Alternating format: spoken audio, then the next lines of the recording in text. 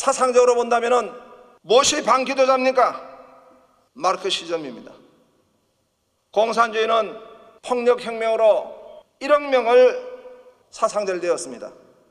포스트 모더니즘 시대에 마르크시즘이 사라졌는가 했더니 또 다른 변형을 해가지고 네오 막시즘으로 더 엄청난 영향력을 지금 발휘하고 있는 것입니다.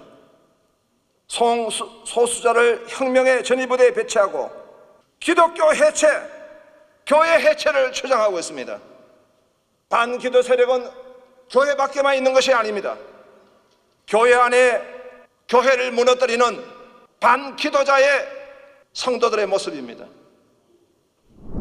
인생을 크게 나누어 보면 기도와 반기도자로, 반대 기도자로 나눌 수 있을 것입니다.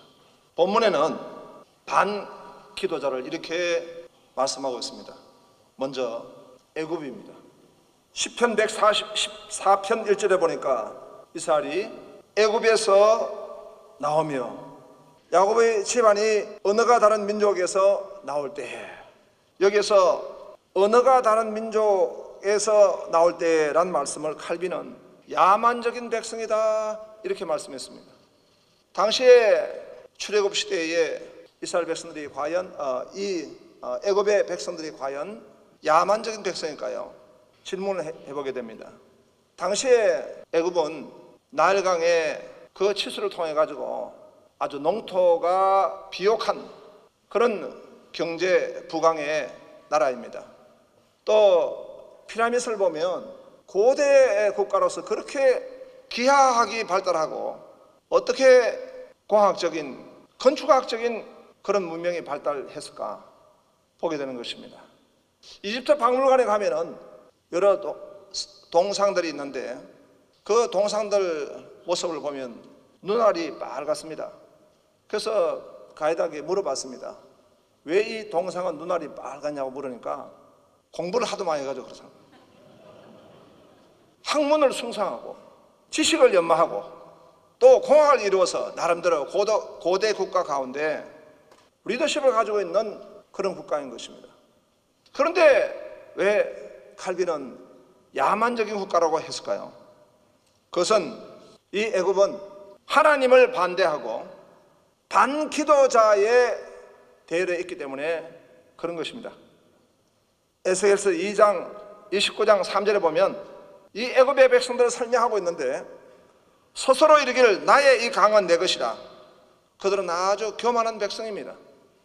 하나님을 알지 못하는 것입니다. 하나님의 지혜와 계시의 영을 받아서 하나님을 알아야 하나님께 기도하게 되는 것입니다. 그들이 아무리 세상적으로 지식을 가지고 있고 권력의 핵심 속에 있다 할지라도 하나님을 알지 못하는 백성이기 때문에 그들은 반기도자의 대열에 있는 것입니다. 시편 114편 3절에 보니까 바다가 보고 도망하며 요단은 물러갔으니 라고 말씀하고 있습니다. 이 바다는 무엇입니까? 마태복음 8장 26절에 보니까 예수님이 바다를 꾸짖으시니 라고 말씀하셨습니다. 거기서 꾸짖다는 말씀은 하나님께만 사용되어지는 단어인 것입니다. 어둠의 영을 꾸짖으시고 물리치시는데 사용되는 단어이기도 한 것입니다. 하나님의 대적자들을 꾸짖는다는 말씀인 것입니다. 그래서 이 홍해바다, 요단의 강, 그들은 하나님 백성들을 가로막고 있는 영적 세력입니다. 반기도자인 것입니다. 114편 7절에 보면 땅이여 너는 주 앞에 곧 야곱의 하나님 앞에서 떨지어다. 이 땅은 무엇입니까? 세속 문화를 지칭하는 반기도자인 것입니다. 동물들 유머에 그런 게 있습니다. 닭들이 그런 말을 한답니다. 인간은 나빠. 자기들은 산화 제한을 하면서 우리 보고는 알을 낳으래. 소들이 말합니다. 진짜 나쁜 인간들이에요. 우리 소들의 젖을 매일 마시면서 엄마라고 하는 것이 아무것도 없어. 유명한 경제학자 멜세스는 그렇게 말했습니다. 인구는 기하급수적으로 늘어나는데 식량은 산술급수적으로 늘어난다, 이렇게 말했습니다. 이것을 채용한 것이 우리나라의 정부였습니다. 그래서 그렇게 구호를 외쳤습니다. 덮어놓고 나타보면 거지꼴 못 면한다. 하나나 젊게 살고 좁은 땅 넓게 살자. 광고에는 심지어 이런 것까지 나갔다고 합니다. 지금 하나 아니면 둘인 세대, 셋이면 부끄럽습니다. 이들은 모두가 반기도자인 것입니다. 사상적으로 본다면 무엇이 반기도자입니까? 마르크시즘입니다. 공산주의는 폭력혁명으로 1억 명을 사상자를 되었습니다. 포스트 모더니즘 시대에 마르크시즘이 사라졌는가 했더니 정치적으로는 위세를 잃어버리고 국가적으로는 마르크시즘이 아웃됐는가 싶었더니 또 다른 변형을 해가지고 네오 막시즘으로 더 엄청난 영향력을 지금 발휘하고 있는 것입니다. 빌헬름 라인은 마르크시즘과 성욕 억압 이론인 프로이트주의를 결합해서 성충동 해방 이론인 성정치 성혁명 이론을 주장했습니다. 이것이 급진적 페미니즘과 결합을 했습니다. 소수자를 혁명의 전위부대에 배치하고 기독교 해체, 교회 해체를 주장하고 있습니다. 반기도 세력입니다. 반기도 세력은 교회 밖에만 있는 것이 아닙니다. 2023년도 교회 트렌드에서 코로나 이후로 한국교회에서 우려되는 현상은 플로팅 크리스찬이라는 것입니다. 부평초같이 떠다니는 크리스찬들입니다. 신앙의 뿌리를 내리지 못하고 세속화에 편성한 성도들입니다. SBNR, Spiritual but not religious, 영적인 것 같습니다. 그러나 그들은 교회와 상관없는 크리스찬이라는 것입니다. 이것이 하나의 트렌드라. 교회 안에 교회를 무너뜨리는 반기도자의 성도들의 모습입니다. 우리가 107에게 샬롬 부흥운동을 하나님의 감동을 받아서 기도하며 섬기고 있습니다.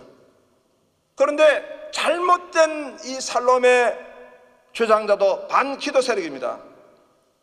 존 레논은 이매진이라는 노래에서 이렇게 말했습니다. 천국이 없다는 거 상상해봐. 한번 해보자. 그건 쉬운 일이야. 우리 아래서 지옥 같은 건 없고 우리 위에는 오직 하늘뿐이야. 그리고 종교도 없는 모든 사람들을 상상해봐. 평화로운 삶을 살아가는 모든 사람들, 샬롬이라고 말을 채용합니다. 이들 모두가 반기도자인 것입니다. 오늘 시편 114편에 우리는 기도자를 살펴보기 원합니다. 114편 2절에 유다는 여호와의 성소가 되고 이스라엘은 그의 영토가 되었도다. 유다가 여호와의 성소가 되었다는 것은 샬롬의 하나님과 언약적 관계를 이룬 것입니다. 이스라엘이 그의 영토가 되었다는 것은 샬롬의 하나님이 일하심으로 말씀드릴 수 있는 것입니다. 샬롬은 하나님 아버지와 그의 아들 예수 그리스도를 더불어 사귐으로서 살아남고 살아감의 은혜를 누리게 되는 것입니다. 하나님과의 샬롬이 생될 때 성도의 사귐으로서 샬롬이 주어지게 되는 것입니다. 오직 그리스도의 십자가로만 하나님의 샬롬을 만날 수 있고 예수 이름으로만 그 샬롬을 누리게 되는 줄로 믿습니다. 시편 114편 3절에는 바다가 보고 도망하여 요단은 물러갔으니 4절에는 산들은 양들 같이 뛰놀며 작은 산들은 어린 양들 같이 되었도다. 여기서 시편 114편은 언유법으로 기록이 되어진 것입니다.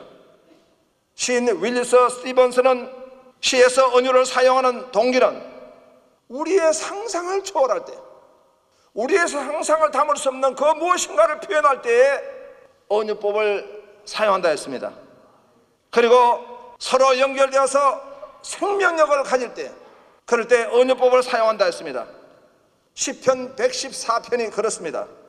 하나님은 창조주 하나님이십니다. 하나님은 구원주 하나님이십니다. 하나님은 심판주 하나님이십니다. 하나님은 주권의 하나님이십니다. 그렇기 때문에 하나님은 상상을 초월하는 기적 그리고 생명력으로 역사하시는 우리 하나님이신 것을 믿으시기 바랍니다. 그래서 시편 114편 7절에 땅이여 너는 주 앞 곧 야곱의 하나님 앞에서 떨지어다 영적 승리를 선포하고 있는 것입니다. 시편 114편 8절에는 그가 반석을 쳐서 못물이 되게 하시며 차돌로 샘물이 되게 하셨도다. 하나님이 나타나시고 하나님이 기적을 베푸시고 하나님이 역사하신 이것이 바로 부흥인 줄로 믿습니다. 샬롬의 부흥인 것입니다. 하나님의 십자가의 능력과 부활의 능력으로 하나님의 영광을 받으시고 역사하시는 그 현장이 바로 샬롬의 부흥의 현장인 것을 믿으시기 바랍니다. 하나님의 샬롬을 부흥을 위해서는 우리는 어떻게 해야겠습니까? 바로 기도해야 합니다. 기도 위에는 이런 유가 없는 줄로 믿습니다. 땅에서 맬 때 하늘도 메이고 땅에서 풀 때 하늘도 풀리게 되는 천공열쇠의 기도의 능력을 믿습니다. 1964년에 3월 22일 날 서울 청년교에서 전국 목자 장로 기도회가 제1회가 개최가 되었습니다.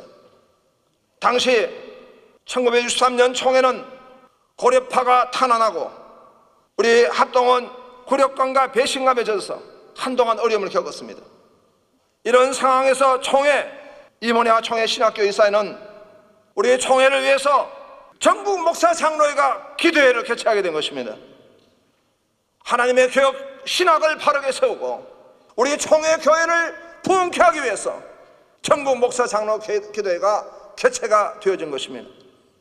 이해 목장 기도회는 선교 80주년을 맞이해가지고 땅끝까지 이르러 내 정인이 되라는 주제로 개최가 되었던 것입니다. 이렇게 기도회가 2023년도 오늘 5월 8일은 바로 이 목사 장로 기도회가 60주년을 맞이해서 하나님 앞에 기도하게 된 것입니다. 107회기는 코로나 엔데믹 상황 그리고 교회 총회 외적 위기 그리고 교회의 내적 위기, 그래서 오늘 이 위기 시대를 멀티 크라이시스 다중 위기의 시대라 하는데 경제, 사회, 문화, 정치 오늘 이 그런 모든 문제뿐만 아니라 반기도자에 대한 기도의 위기의 시대입니다. 그래서 하나님이 주신 감동대로 샬롬 부흥의 해로 선포를 하고 한 가지로 섬기고 있습니다.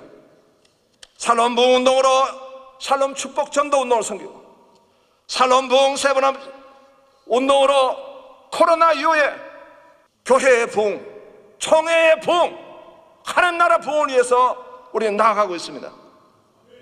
특별히 107회기 목장기도에서 샬롬 부흥 운동을 위해서 함께 전체적인 말씀과 메시지와 내용으로 하나님 앞에 기도하고 하나님 앞에 나아가게 될 줄로 믿습니다.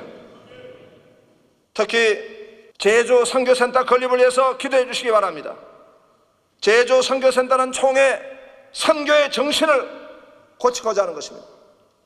1907년에 우리 총회가 세워지고 난 뒤에 1912년대 세워지고 난 뒤에 지금까지 우리가 선교를 다 받았는데 최초로 선교사를 파송한 것입니다.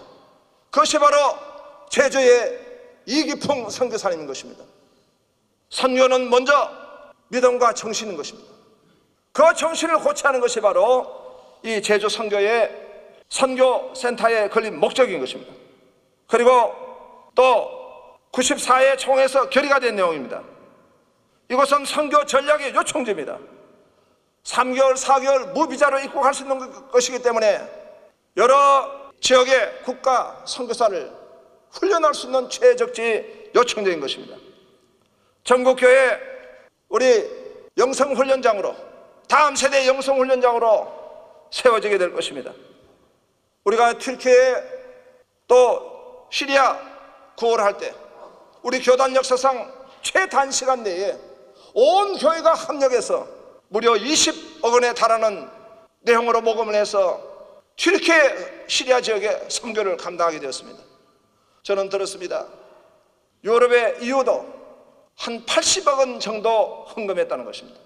모금을 했다는 것입니다. 한국교회는 70억을 하게 되었습니다. 우리 교단이 그 짧은 시간에 20억을 우리가 모아서 선교와 구제에 힘을 쓰는 우리 교단의 모습을 보게 되었습니다. 우리가 하나님 나라 확장에 위해서 반기도의 세력을 물리치고 기도자로 하나님 앞에 나아가는 역사가 있어야 될 줄로 믿습니다. 기도의 부흥이 있기를 원합니다. 할렐루야.